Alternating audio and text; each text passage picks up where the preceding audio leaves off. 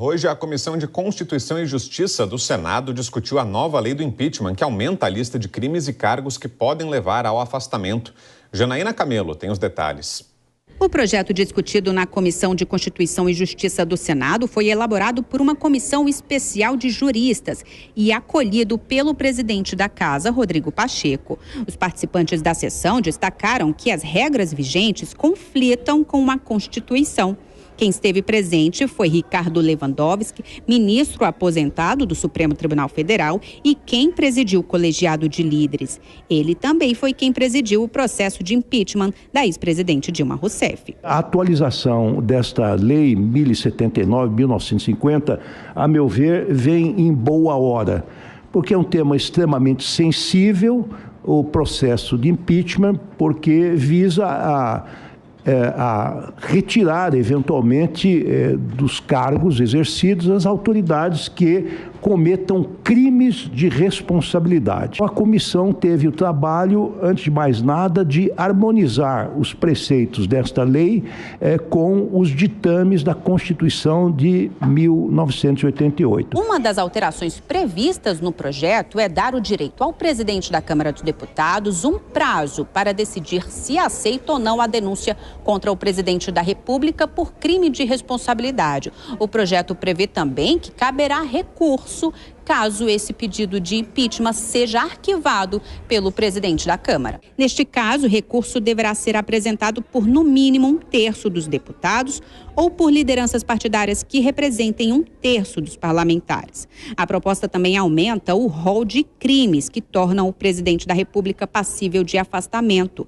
Um deles é o chefe de Estado deixar de adotar as medidas necessárias para proteger a vida e a saúde da população em situações de calamidade pública. Outro crime previsto seria o presidente estimular a prática de tortura ou de tratamento desumano ou degradante. E também incitar civis ou militares à prática de violência de qualquer natureza. A CCJ vai se reunir novamente para tratar do assunto em uma nova audiência marcada para o dia 21 de setembro. E Nelson Kobayashi, olhando para essa lista de crimes ou possíveis condutas que possam ser classificadas como criminosas ou que possam levar a um processo de impeachment, fica a sensação de que parece um texto sob medida para enquadrar o ex-presidente Jair Bolsonaro, não? Pois é, isso tem muito mais efeito político do que jurídico, na verdade, viu, Vitor? Porque o crime que leva ao impeachment é aquele crime de responsabilidade, segundo o que está na nossa Constituição da República. A Comissão de Constituição e Justiça está analisando um projeto de lei para alterar a lei do impeachment, portanto, abaixo do texto constitucional. Ou seja, essa nova ideia de lei está prevendo alguns exemplos do que poderia ser considerado crime de responsabilidade. Na prática mesmo, não muda muita coisa, ela só chove no molhado. Até porque qualquer fato, desde que exista no universo jurídico, pode ser considerado pelo Congresso Nacional como crime de responsabilidade, se assim o quiser. É um julgamento político.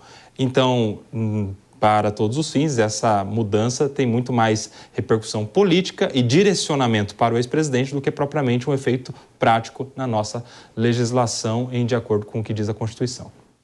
E para um país que se redemocratizou recentemente, dá para dizer, né, Dora, em menos de 4 décadas, já passamos por 2 processos de impeachment, né? Ou seja, é um número alto, né? Será que são necessárias essas atualizações? Parece haver também uma redução do poder do presidente da Câmara dos Deputados, não? Exatamente, eu acho que isso, olha, uma lei de 1950, que depois dela a gente já passou por uma constituinte, já passamos por 2 impeachments, por um processo de redemocratização, então me parece completamente adequado que ela sofra adaptações, porque ficaram lições também, esse tempo todo as coisas mudaram, e também esse enquadramento aí, que óbvio que esses novos enquadramentos aí, eles resultam de atitudes do ex-presidente Bolsonaro, mas tudo isso são lições. O que me parece bem interessante é essa limitação do poder do presidente da Câmara, que convenhamos, né? Ele tem o poder hoje de simplesmente não decidir nada, e como aconteceu, e vem acontecendo. né? Quando o presidente da Câmara não quer, nada acontece. Então, me parece interessante. Agora, uma coisa é o que os juristas propõem, são as adaptações que eles consideram necessárias, porque veja, né, da CCJ a discussão ainda está nesse âmbito. Outra coisa bastante diferente é o que os políticos vão querer caso essa tramitação mesmo vá adiante. Acho que vai, mas acho que vai haver uma grande distância entre as propostas dos juristas e os interesses dos políticos, que obviamente vão prevalecer, porque eles é que fazem as regras. Pois não, Coba. Só um detalhe, Vitor. O que eu digo em relação a ser um texto desnecessário é somente em relação a essa previsão do que pode ser considerado para fins de impeachment, porque, de fato, há uma necessidade de atualização da lei.